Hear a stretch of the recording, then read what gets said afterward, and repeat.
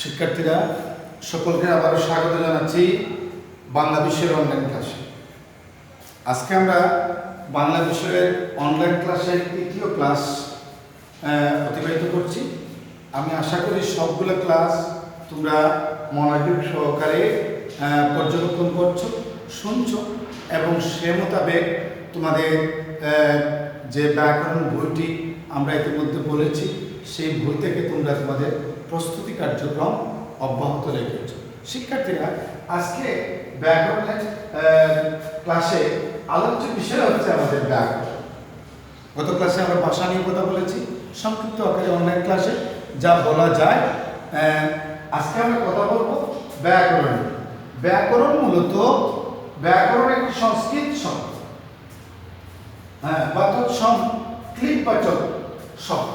শব্দটি গঠিত হয়েছে বি যোগ আ যোগ প্রকৃতি ক্রি যোগ অন লুট অর্থে ভাববাচ্য, যার অর্থ ব্যাখ্যা বা সবিস্তর বর্ণ। যার অর্থ হচ্ছে ব্যাখ্যা বা সবিস্তর বর্ণ, অর্থাৎ যার অর্থ হচ্ছে ব্যাখ্যা করা বা সবিস্তরে বর্ণনা করা। এটাই হচ্ছে ব্যাকরণের কাজ। তবে আমরা কিন্তু অভিধান সমূহে ভাষার গঠন প্রকৃতি ও শৃঙ্খলা ব্যাখ্যাকারী শাস্ত্রকেই শুধু ব্যাকরণ হিসাবে বর্ণনা করা হয়েছে এবং এটাকে আমরা এভাবে চিনি এবং জানি। তবে সামগ্রিকভাবে আমরা যদি ব্যাকরণের সংজ্ঞা দিতে যাই মোটা দাগে, তাহলে আমরা বলতে পারি ভাষাকে শুদ্ধরূপে লিখতে, পড়তে, বলতে যে শাস্ত্রে জ্ঞান নেওয়া আবশ্যক তাকেই আমরা বলি ব্যাকরণ। এখন যদি আমরা বাংলা ব্যাকরণের কথা বলি, তাইলে বাংলা ব্যাকরণ কাকে বলে, তাইলে এটাকে একটু ঘুরিয়ে যদি আমরা বলি বা একটু যোগ করে আমরা যদি বলি, বাংলা বিষয়ে জ্ঞান লাভের জন্য যে শাস্ত্রে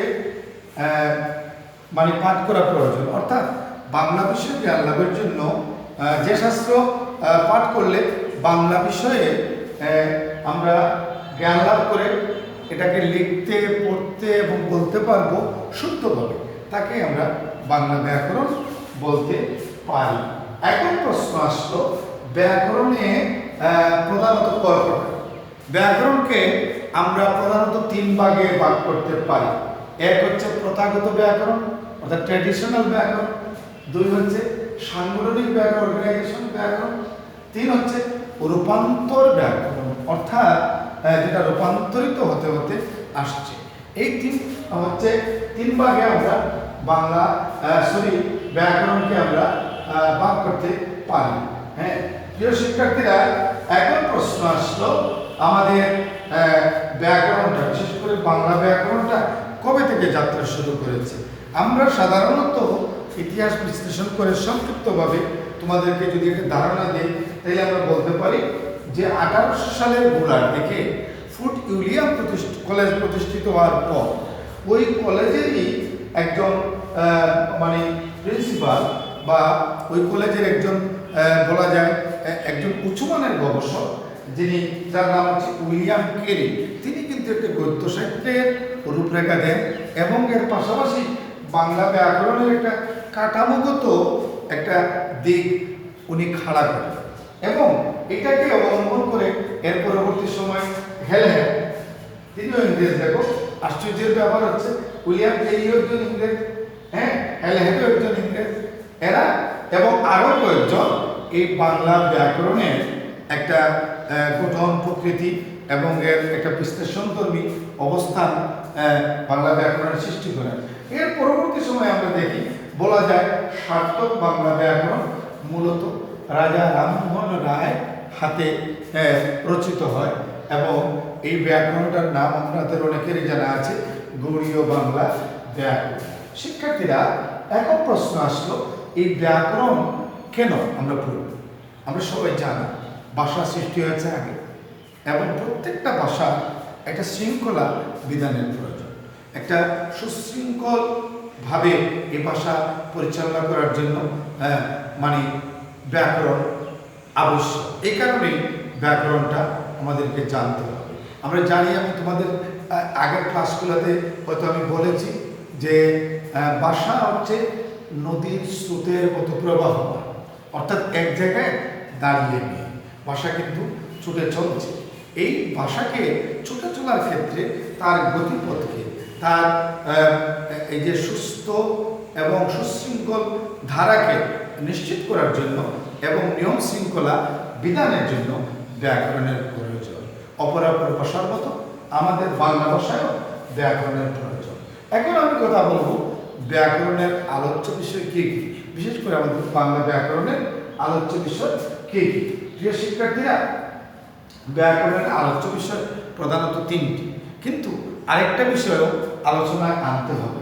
এটা সহ আমরা বলতে পারি ব্যাকরণের আলোচ্য বিষয় হচ্ছে 4টি। 1 নম্বর হচ্ছে ধ্বনি স্তর বা ধ্বনিতত্ত্ব, অর্থাৎ ব্যাকরণে ধ্বনির উৎপত্তি, বিকাশ, বিশ্লেষণ, ব্যবহার, এগুলা নিয়ে ব্যাকরণের যে অংশে আলোচনা করা হয় তাকে বলে ধ্বনি তত্ত্ব বা ধ্বনি স্তর। এরপরে আসে শব্দ স্তর বা রূপ স্তর বা শব্দ তত্ত্ব, শব্দ বা রূপ স্তর বা শব্দ তত্ত্ব। এই অংশে কিন্তু শব্দের গঠন, উৎপত্তি, বিকাশ, ব্যবহারের নিয়ম নিয়ে আলোচনা করা হয়। এরপরে আসে বাক্য স্তর বা বাক্য তত্ত্ব। বাক্য স্তর বা বাক্য তত্ত্ব অর্থাৎ বাক্যের উৎপত্তি, বিকাশ, ব্যবহার বিধি নিয়ে এই অংশে কিন্তু আলোচনা করা হয়ে থাকে। প্রিয় শিক্ষার্থীরা, এখন আরেকটি স্তর নিয়ে আমি কথা বলবো, আলোচ্য সূচি নিয়ে কথা বলবো ব্যাকরণে, যেটা হচ্ছে যে আত্মস্তর। আত্মস্তর, হ্যাঁ, আমরা এই আত্মস্তরের অনেক ব্যাকরণে কিন্তু এটা নিয়ে খুব একটা গুরুত্ব দেওয়া হয়নি, কিন্তু আমি বলবো এটা একটা গুরুত্বপূর্ণ দিক।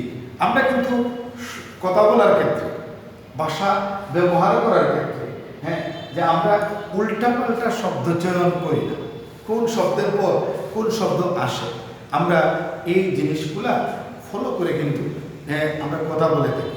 যে পড়াশোনা করতে জানে সেও করে, যে পড়াশোনা করতে জানে না এরকম মানুষ কিন্তু সাধারণত, যাদের একটু মানসিক প্রবলেম আছে তারা ছাড়া আমরা কিন্তু প্রত্যেক মানুষ এইভাবে কিন্তু শব্দ সাজিয়ে সাজিয়ে সাজিয়ে কথা বলি। আমার অক্ষর জ্ঞান থাকুক, আমি স্বাক্ষর হই আর নিরক্ষর হই, যেই হই না কেন, আমরা কিন্তু কোন শব্দের পর কোন শব্দ প্রয়োজন আমরা এগুলা সাজিয়ে কিন্তু কথা বলি। এই বিষয়গুলো নিয়েই ব্যাকরণের আত্মস্তরে আলোচনা করা হয়ে থাকে। প্রিয় শিক্ষার্থীরা, ভাষাকে জানতে হলে আমাদের ব্যাকরণটাকে জানতে হবে। ভাষার ব্যবহার, প্রয়োগ এবং ভাষার সুস্থ সুন্দর ধারাবাহিকতাকে বজায় রাখা এবং ভাষার মাধ্যমে আমরা সুন্দর এবং পরিশীলিত ভাষায় কথা বলতে শিখতে এবং লিখতে শিখতে এবং মানে কি বলা যায়, পড়তে শিখতে আমাদের অবশ্যই প্রত্যেকটা ভাষায়, আমরা যে ভাষাভাষীর মানুষ হই না কেন, ওই ভাষার ব্যাকরণের উপর আমাদের একটা ধারণা থাকা আবশ্যক। এই বিষয়গুলো নিয়ে তোমাদের ক্লাসে একদম প্রাথমিক বিদ্যালয় থেকে হাই স্কুল থেকে আজকে কলেজ পর্যন্ত অনেকটা আলোচনা হয়েছে অনলাইন ক্লাসে। এর উপর আমি তোমাদের আলোকপাত করে তোমাদের জ্ঞান স্তরে যে বিষয়গুলা এই বিষয়ে সঞ্চিত আছে এগুলাকে একটু জাগ্রত করার চেষ্টা করলাম। এই জিনিসগুলোকে তোমরা আবার রিভিশন দেবে। সবাই সুস্থ থাকবে, ভালো থাকবে। আজকের ক্লাস এখানে শেষ করছি। সকলকে অনেক ধন্যবাদ।